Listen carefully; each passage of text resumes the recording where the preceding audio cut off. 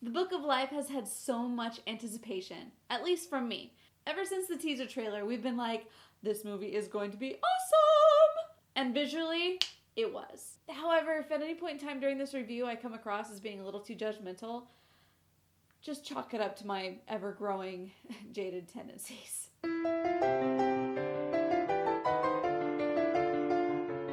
Let's start off on the high note.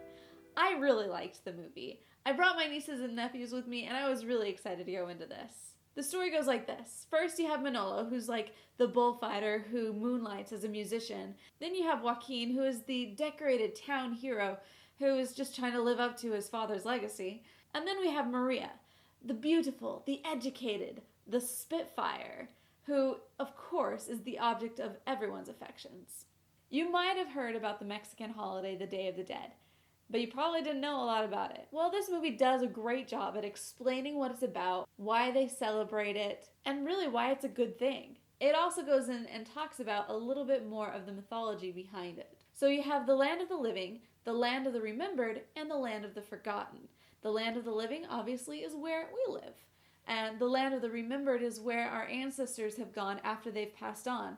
Now, the land of the forgotten is definitely not a place you want to end up. It basically means what it is. You are no more because everyone has forgotten you. The thought behind it is that as long as we forever honor our family members who have passed on, they will always be there. Now, of course, with these magical lands, we have magical beings who control them. So, we have Zidalba and we have La Muerte. Zidalba takes care of the land of the forgotten. La Muerte takes care of the land of the remembered. Of course, the land of the remembered is a place that everyone wants to be. It's the place of eternal fiesta and all you can eat churros. Basically, the story goes that Alba is tired of being in the land of the forgotten, and he wants to take over La Muerte's spot as the ruler of the land of the remembered. Now, La Muerte, on the other hand, really just wants Zidalba to stay out of human affairs. So what do? They meddle in human affairs together. They decide to put these two best friends against each other and see what happens. Of course, Zidalba is a dirty, rotten cheat and ends up killing off Manolo before he even gets the chance to win Maria's heart by, wait for it, killing him and sending him to the land of the remembered. Now we have to see if Manolo can cheat death and make it back to the land of the living. Like I said, I really liked this movie. The characters were good. Every one of them had something that made me want to care about them.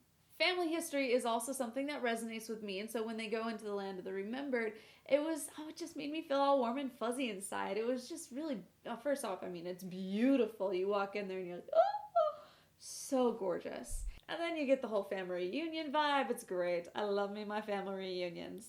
The music was fun and upbeat, and they had an Elvis song in there, so that's cool. There were times when I would hear some of the songs that they had redone and thought, oh, I like how they did that. The finale was the song that just brought up the energy and really just left me and the kiddos super happy. Once again, the visuals! So great. This is definitely one that you're going to have to see in 3D. 3D and animation just go perfectly together. And this one, above all, I think is just, it adds so much depth, so much just, great. Really, get to see it in 3D. Make sure you sit back far enough because there's a whole lot going on, and I was kind of too close, and so it just kind of hurt my head a little bit more. But not in the same way that live action films hurt my head, but just in the more of, there's just a lot of stuff going on. So make sure you sit back enough that it doesn't do that. All in all, I give this movie 3.75 stars.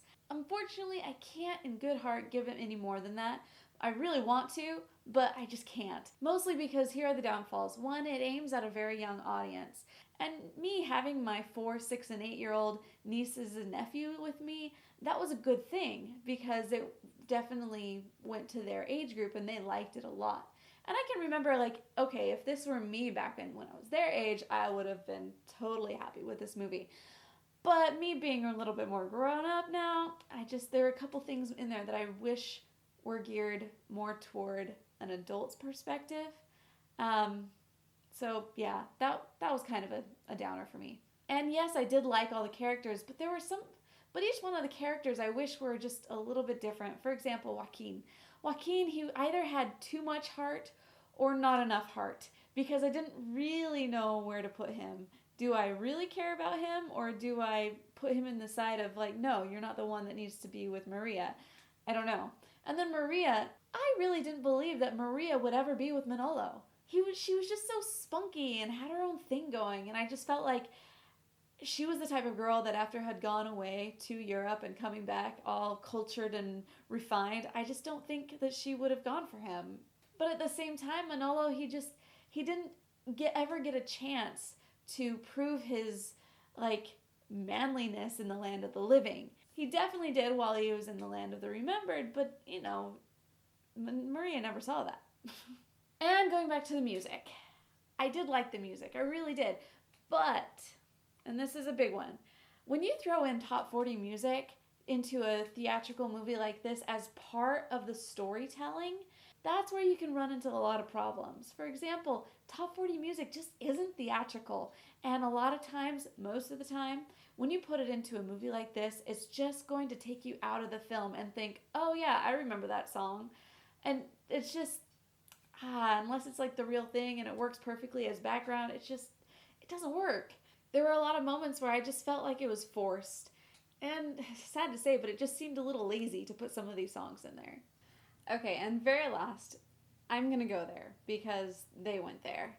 If you're the type of person that really just doesn't like movies that put across any type of a political statement at all, that's probably going to bug you in this movie.